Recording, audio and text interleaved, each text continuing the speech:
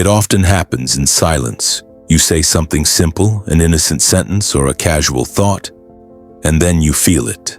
That subtle shift in her eyes, a cold flicker. Her smile fades just a fraction too quickly.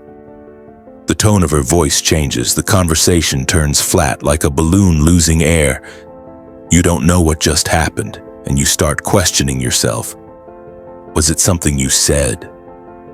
Maybe she's distracted or got a message, and then you realize it. It was you. It was something you said. The truth is, most men think they lose women because they're not attractive enough, wealthy enough, or confident enough. But that's not where attraction fades. It dies slowly, quietly, like a small leak, unnoticed.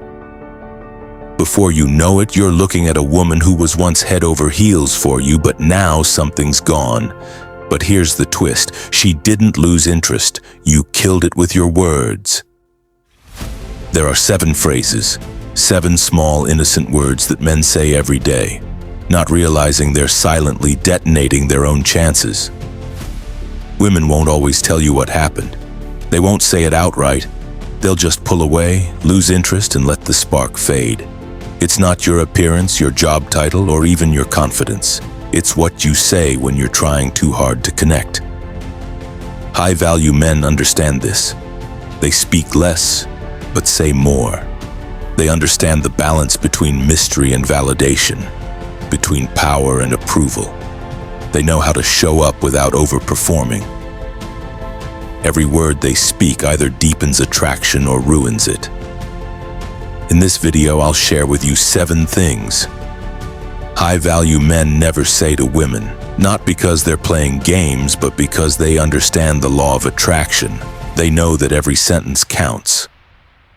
So buckle up, because if you've ever seen a woman pull away for no clear reason, it wasn't her mood, and it wasn't bad timing. It was the moment you opened your mouth and said one of these 7 things. Before we dive in, I've got something special for you.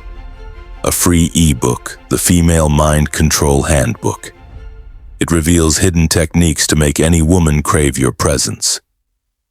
Grab it now from the link in the description. Let's get started. Thing 1. I'd do anything for you.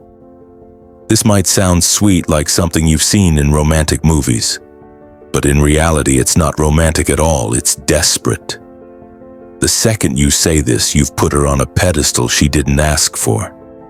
You've shown that you're willing to lose yourself just for her approval. And that's not attractive. Neediness is suffocating, and women can sense it. When a man sacrifices his own purpose and mission to please a woman, he loses his power. High-value men have boundaries, and they stand firm in their purpose, no matter how a woman might feel.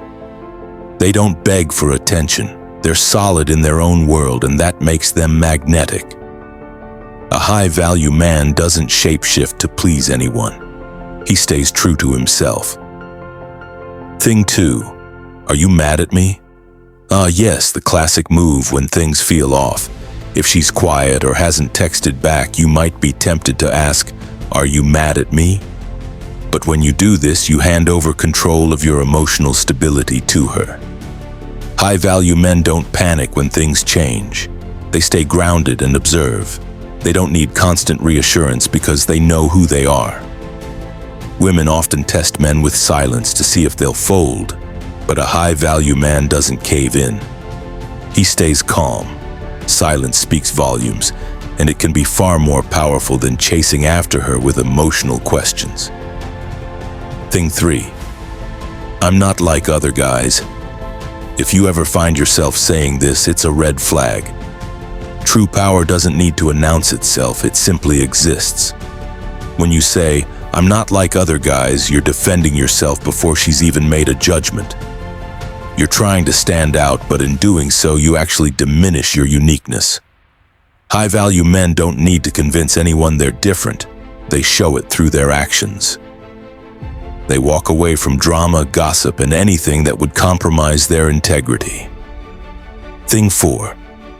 Tell me what to do to make you happy. On the surface, this might sound considerate, but it's really a disguised plea for control and approval. When you ask her how to lead, you've already lost your masculine frame. High-value men don't try to please a woman to make her happy. They live with purpose and strength, and that makes her happy by default. Leadership is not about seeking her approval.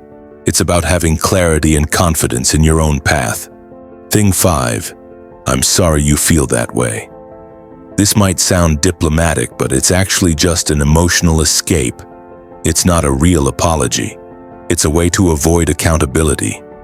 High-value men don't use this line. If they've made a mistake, they own it. If not, they calmly explain their position. They don't apologize for things they didn't do. They stay emotionally clear and assertive. Thing 6. Please give me another chance.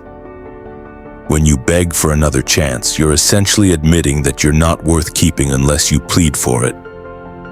High-value men don't beg. They present themselves as they are, and if it's not enough, they walk away. They don't audition for love. They allow themselves to be loved for who they are, and if someone doesn't appreciate that, they move on.